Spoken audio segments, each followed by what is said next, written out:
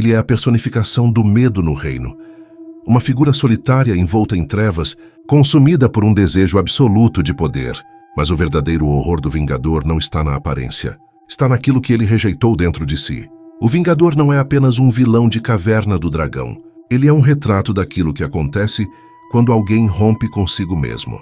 Hoje, vamos olhar para o maior antagonista dessa história através das ideias de Júlia Kristeva e entender como alguém se transforma em algo que já não reconhece. Para Kristeva, existe algo chamado abjeto. É aquilo que a gente rejeita, aquilo que causa repulsa, mas que ainda faz parte de nós. O Vingador é o abjeto em forma viva. Ele não é apenas um ser sombrio. Ele é alguém que passou a sentir nojo da própria essência. Filho do mestre dos magos. Ele não caiu apenas para o lado das trevas. Ele tentou expulsar de si tudo o que o ligava à luz. Mas o abjeto nunca desaparece. Ele retorna, deformado. Kristeva também fala do estrangeiro. Não aquele que vem de outro lugar, mas aquele que se torna estranho para si mesmo. E ninguém representa isso melhor do que o Vingador. Ele não pertence mais ao mundo dos heróis, mas também não pertence completamente às trevas. Ele é um exilado, não de um reino, mas da própria identidade. E talvez seja por isso que ele nunca para. Porque não existe lugar onde ele possa, de fato, existir. A mente humana, segundo Kristeva, vive em tensão entre dois campos. O semiótico, o caos, o instinto, o impulso, o emocional bruto. E o simbólico, a ordem, a linguagem, as regras, o controle. O Vingador é o resultado do colapso entre esses dois mundos. O simbólico, aquilo que organizava quem ele era, foi rompido. Restou o semiótico, descontrolado, intenso, caótico. Sua raiva não é estratégica. Seu desejo de poder não é racional. É um transbordamento, como um grito que nunca encontrou palavras. O ambiente do Vingador não é apenas cenário. É projeção. Castelos vazios, terras mortas, silêncio absoluto. Enquanto os heróis buscam o caminho de casa, o Vingador já chegou. Mas o que ele chama de lar é um espaço onde não existe linguagem, vínculo nem sentido. Apenas existência. No episódio Hacking, entendemos algo devastador. O Vingador nunca esteve totalmente perdido.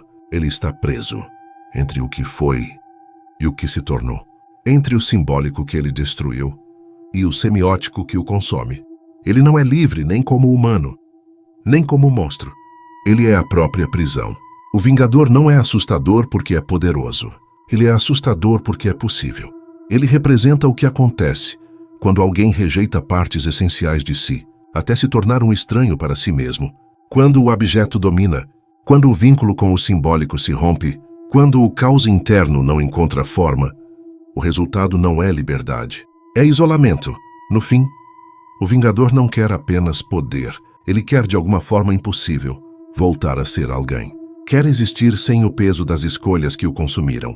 Quer reconhecer a própria voz, sem o eco distorcido daquilo que se tornou. Quer sentir algo que não seja vazio, raiva ou ausência. Mas existe um problema cruel nisso tudo. Não há caminho de volta para quem destruiu a própria identidade sem deixar rastros. E talvez seja exatamente isso que mais assusta. Não é sobre magia. Não é sobre poder.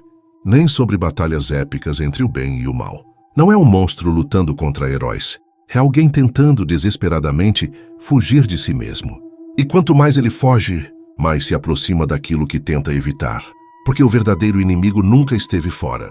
Sempre esteve dentro. E quando alguém se torna incapaz de se reconhecer, quando a própria existência passa a causar estranhamento, quando o reflexo já não parece humano, o mundo inteiro deixa de ser um lugar habitável. E tudo o que resta é continuar existindo, sem sentido, sem pertencimento, sem retorno. O Vingador não quer apenas vencer, ele quer silenciar algo que ainda vive dentro dele, mesmo que finja que isso não existe. E é por isso que sua jornada nunca termina. Porque não importa quantas batalhas ele vença, ele nunca vence a si mesmo. E talvez, no fundo, a maior tragédia não seja aquilo que ele se tornou, mas aquilo que ele precisou destruir para chegar até aqui. Se você curte esse tipo de análise mais profunda, que vai além da superfície e tenta entender o que realmente está por trás dos personagens, já se inscreve no canal.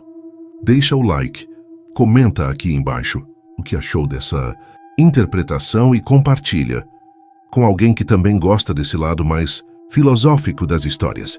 Isso ajuda o canal a crescer e permite que mais conteúdos como este continuem existindo. E lembre-se, por trás de todo monstro, existe sempre uma história que foi quebrada. E lembre-se, isso é Cristeva.